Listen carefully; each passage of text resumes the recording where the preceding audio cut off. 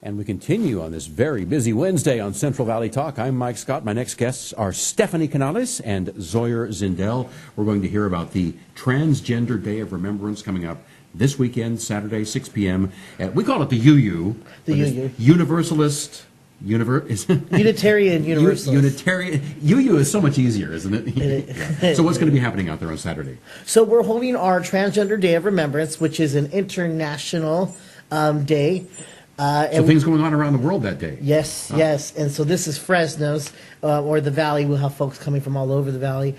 This is a day to honor the lives of transgender individuals who were murdered, simply for being themselves. And also we recognize individuals that we've lost this year to suicide as well. Oh. Wasn't there just a pretty highly publicized case in the tower of somebody being attacked, or? Yeah, it was closer to Shields and Blackstone. Yes, it was the case of Casey Haggard, and as far as I know, that's still ongoing. Okay, okay. Did we lose anybody in the past year here in this area? Casey Haggard, she was. I mean, besides that? I know that we've lost. There have been a pretty high number in the last year. As far as murders, I know that there was 93 that's recognized worldwide. Keep in mind that the number that is reported is going to be smaller than the actual number. Because if there's a suicide, how do you really know what was behind it? Mm-hmm. Unless they went online or something beforehand. There's ways people leave messages behind to loved ones and things like that, or statements made before they took their life. Yeah. Has the whole publicity surrounding Bruce Jenner, or now Caitlyn Jenner, been a plus or a negative, do you think? If I had a dime for every time I've been asked that. Has it been a good thing, or?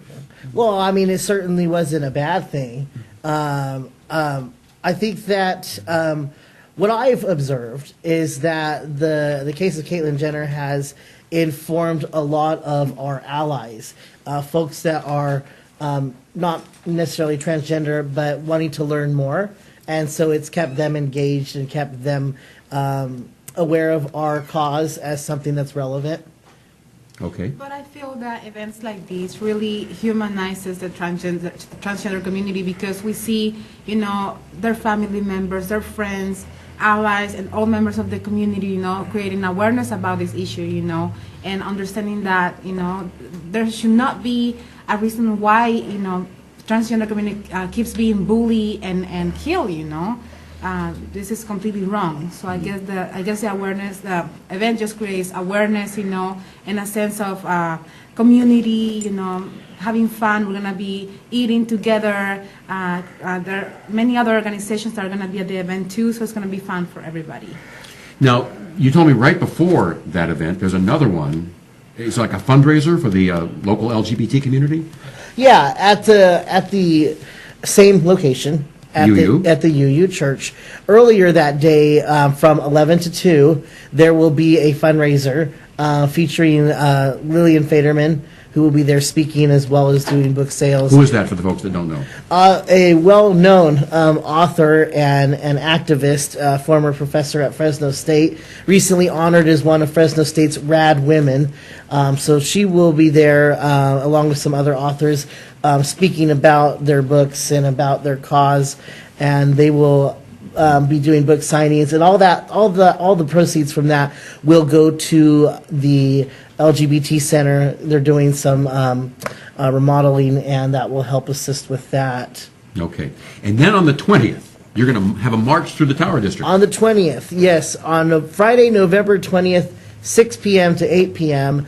at the LGBT Center. That is where we'll start. We'll kick it off at 6. Is that on Van Ness? It's Fulton? It's 1067 North Fulton. North Fulton, yeah. North Fulton, yeah. And so we'll start there at the LGBT Center. We'll make our way through Tower. We'll do ourselves a nice march. And we'll end up at the Tower Theater, and that is where we'll hear our speakers speaking around transgender issues and bringing more awareness to the injustice and the violence in our community, and hoping to bring those numbers down.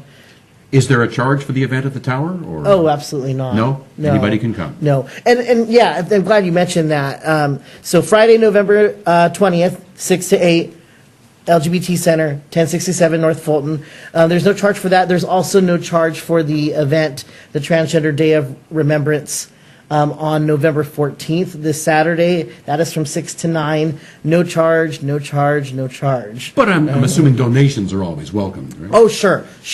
The event before it, they'll be taking donations. That is a fundraiser for the LGBT Center. Ours is free to the public, and that's in the evening. Theirs is 11 to 2. Ours is 6 to 9. So they'll be doing lunch, and we'll be doing dinner. Yeah. And I'm glad you mentioned that, because there will be food. I repeat, there will be food. We'll have Mexican and Chinese cuisine.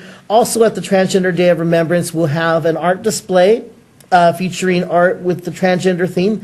And we'll have a resource fair with transgender-friendly organizations here in the local area. We will have live performances, inspirational speakers, and we'll have the actual memorial itself. We will read each of the names of the individuals that passed away this year, and so we'll honor them that way. Okay. Is there a website people can go to get more information? Or I would say Facebook is the best bet. TransEmotion on Facebook. TransEmotion? TransEmotion, TransEmotion. TransEmotion on Facebook. Yeah. All right. Zoyer, Stephanie, thank you so much for coming in. Thank you. I saw Robbie kind of work his way into your life there. I know. All right, we'll be back with more on Central Valley Talk.